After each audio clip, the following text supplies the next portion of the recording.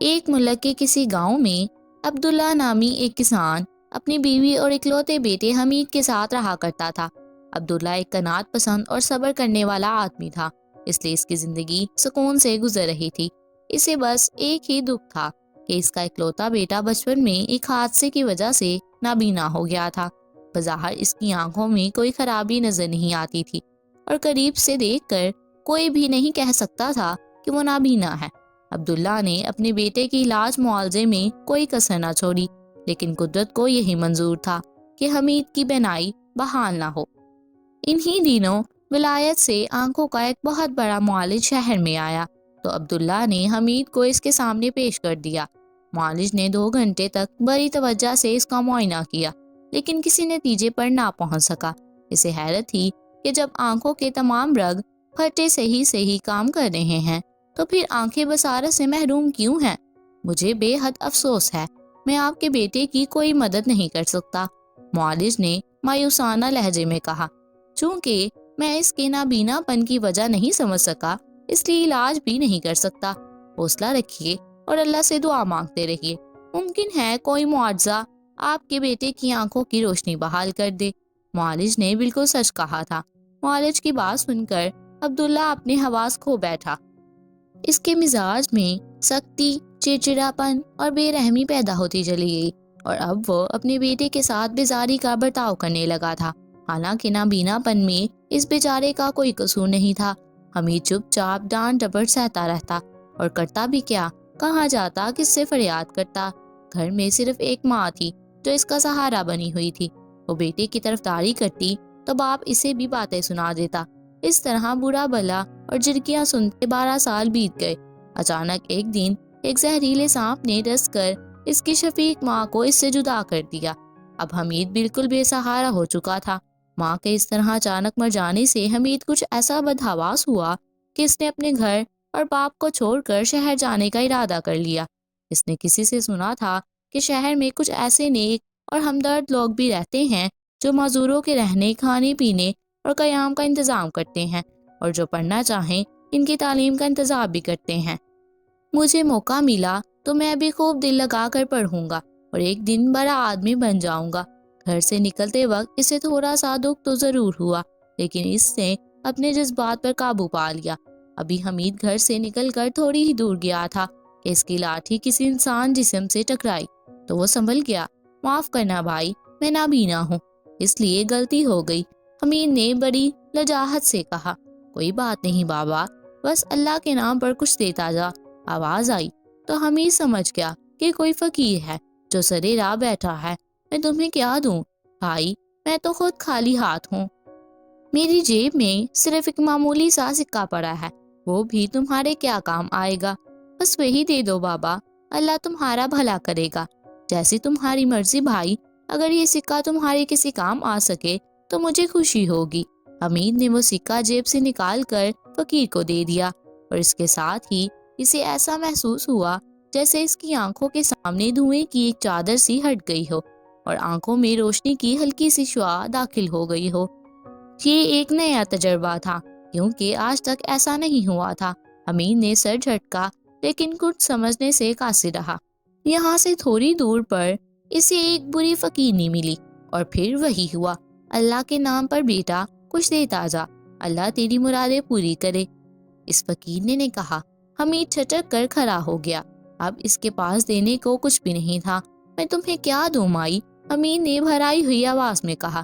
میرے پاس تو اب کچھ بھی نہیں ہے، کاش میرے پاس ڈھیر سارے سکے ہوتے تو میں سب تمہیں دے دیتا۔ اچانک فقیرنی کی نظر اس کے کاندھے پر رکھی پرانی شال پر پڑی۔ وہ خوشامدانہ لہجے میں بولی، اگر تیرے پاس کچھ نہیں ہے تو مجھے اپنی یہ شال ہی دیتا جا، میں رات بھر سردی سے کانپتی رہی ہوں کیونکہ میرے پاس اوڑھنے کو کچھ بھی نہیں ہے بیٹا۔ حمید گڑبڑا گیا، اسے امید نہیں تھی کہ فقیرنی یہ شال مانگ لے گی۔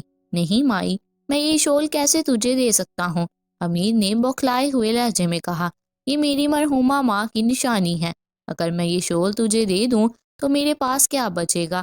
دیکھ بیٹا، ذرا غور کر، تو جوان ہے، تندرست ہے، طاقتور ہے، سردی اور ٹھنڈ کا مقابلہ کر سکتا ہے، لیکن میں ایک غریب فقیرنی ہوں، میرے پاس تو ढंग के कपड़े तक नहीं हैं। अगर तू मुझे ये शॉल दे दे तो मेरी जान बच जाएगी, वरना ये सर्दी तो मुझे किसी दिन मार ही डालेगी। तेरी माँ तो मर गई बेटा, अब इसका क्या गम। मैं भी तेरी माँ की तरह हूँ, मुझे बचा ले बेटा। हमीद का दिल हमदर्दाना जज्बात से भर गया और आंखें नम हो गईं।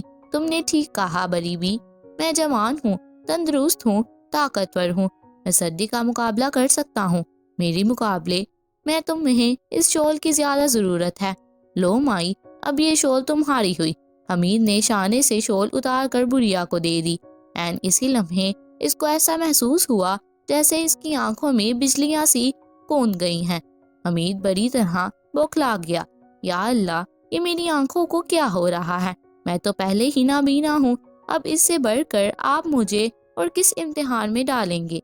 इसने खुद कलामी के अंदाज में कहा, लेकिन इसके हैरत की इंतहाई नहीं रही जब इसने महसूस किया कि इसकी आंखों में छाई हुई गहरी तारीकी बहुत हल्की हो चुकी है और वो लोगों के धुंधले से साए देख सकता है, लेकिन इसके चारों तरफ की चीजें गड़बड़ हो गई थीं और हमीद ये तो ऐन करने से कासिर था कि ये क्या चीजें हैं।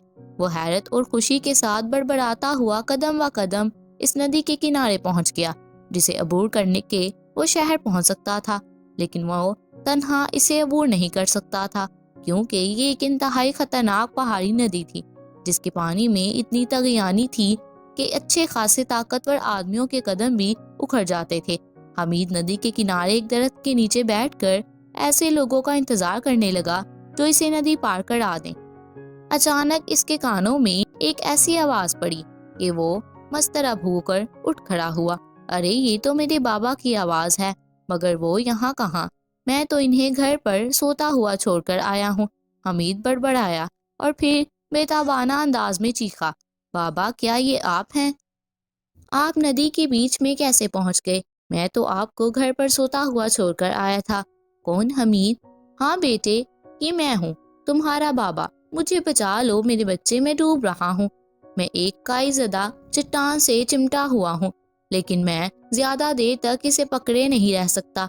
मुझे बचाओ हमीद, मेरी मदद करो मेरे बच्चे। अचानक बेजारी की एक शदीद लहर हमीद के पूरे वजूद पर छा गई और वह तलक लहजे में बोला, आपने मेरे साथ कौन सा अच्छा सलूक किया है? आप रोजाना जरा जरा सी बात पर मुझे मेरी माँ को बुरा भला कहते थे। अगर मैं नाबीना हो गया था तो इसमें मेरा या मेरी माँ का क्या कसूर था? अब आप किसी मुंह से मदद मांग रहे हैं। मैं अपनी सब गलतियां तस्लीम करता हूँ मेरे बच्चे। हमीद के बाप की आवाज आई, लेकिन ये वक्त इन बातों का नहीं है हमीद बेटे। पहले मुझे बचाने की कोशिश करो। अगर मैं बच गया तो तुमसे हाथ जोड़कर अपने रवैये की माफी मांग लूंगा। हमीद का दिल भर आया और दिल में मोहब्बत का जज्बा शिद्दत से उभर आया। ठीक है बाबा, मैं आपको बचाने की पूरी कोशिश करता हूँ। आप जैसे भी हैं मेरे वालिद हैं और आपको बचाना मेरा फर्ज है। इतना कहकर हमीद बेधड़क नदी में कमर तक उतर आया। ये ले बाबा, मेरी लाठी को मजबूती से पकड़ ले, मैं आपको खींच लूंगा। हौसला रखिए बाबा, आपको कुछ नहीं होगा। और इतना कहकर हमीद ने अंदाजे से अपनी लाठी बाप की तरफ बढ़ाई, लेकिन अब देर हो चुकी थी और इससे पहले कि इसका बाप लाठी पकड़ सकता, पानी की एक जबरदस्त रेले ने इसे उठाकर बहुत दूर फेंक दिया। अलविदा मेरे बच्चे, तुमने मुझे बचाने में बड़ी देर कर दी। और इन अल्फाज के साथ ही हमीद का बाप बहता हुआ बहुत दूर चला गया। हमीद ज़ारो कतार रोता हुआ नदी के किनारे से निकलकर दरख्त के नीचे आ बैठा। तुम भी साथ छोड़ गए बाबा, माँ तो पहले साथ छोड़ चुकी थी। अब मैं दुनिया में बिल्कुल अकेला रह गया हूँ। मैं किसके सहारे जीऊंगा बाबा? हमीद खुद कलामी के अंदाज में कह रहा था। अचानक इसने अपने कांधे पर किसी का नरम हाथ महसूस किया। ना रो बच्चे, ना रो, कोई अनदेखा वजूद कह रहा था। पगले, ये तो खुशी मनाने का मौका है और तू रो रहा है। तेरा बाप नदी में डूबा नहीं बल्कि जिंदा है और घर पर तेरा इंतजार कर रहा है। और सुन, अपनी बंद आंखें खोलकर रोशनी और खूबसूरत दुनिया को देख। हाँ, डरो मत और आंखें खोलो मेरे बच्चे। अल्लाह ने तेरे नेक अमाल से खुश होकर तेरी बिनाई बहाल कर दी है। रास्ते में अपाहज फकीर का मिलना, बुरी फकीरनी को शोल देना और बाप को बचाने के लिए बिला धड़क कोशिश करना, ये सब कुदरत के इम्तिहानात थे मेरे बच्चे, जिनमें तू पूरा उतरा اور اب تو سب کچھ دیکھ سکتا ہے۔ گھر جاؤ اور اپنے بابا کے گلے لگ جاؤ اور اس سے بتاؤ کہ تم سب کچھ دیکھ سکتے ہو اور اب تم نابینا نہیں رہے، آنکھوں والے ہو گئے ہو۔ حمید نے آنکھیں کھولیں اور اب وہ سب کچھ دیکھ سکتا تھا، لیکن اس کی سمجھ میں کچھ نہیں آ رہا تھا۔ اس نے پیچھے مڑ کر دیکھا تو کوئی شخص اسے نظر نہیں آیا۔ حمید کی سمجھ میں تو کچھ نہیں آ رہا تھا، لیکن وہ بھاگتا بھاگتا اپنے گھر پہنچا۔ اب اسے سب راستے واضح طور پر نظر آنے لگے۔ وہ گھر پہنچا اور باپ کو اٹھا کر اسے خوشخبری دی، اٹھو اٹھو ابا، اب میں نابینا نہیں رہا، میں سب کچھ دیکھ سکتا ہوں۔ اس کے ابا کو اس پر ذرا سا بھی یقین نہیں آیا، لیکن جب اس نے اپنے باپ کو پوری بات بتائی اور کہا کہ وہ دیکھو ابا، وہ ہمارا کمرہ ہے اور وہ ہمارا کچن، وہ دیکھو یہ چیز یہاں پڑی ہے۔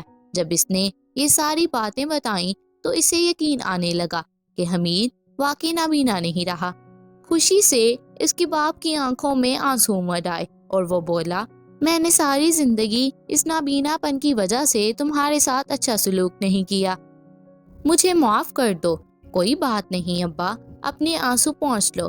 اور پھر وہ دونوں باپ بیٹا ہنسی خوشی رہنے لگے۔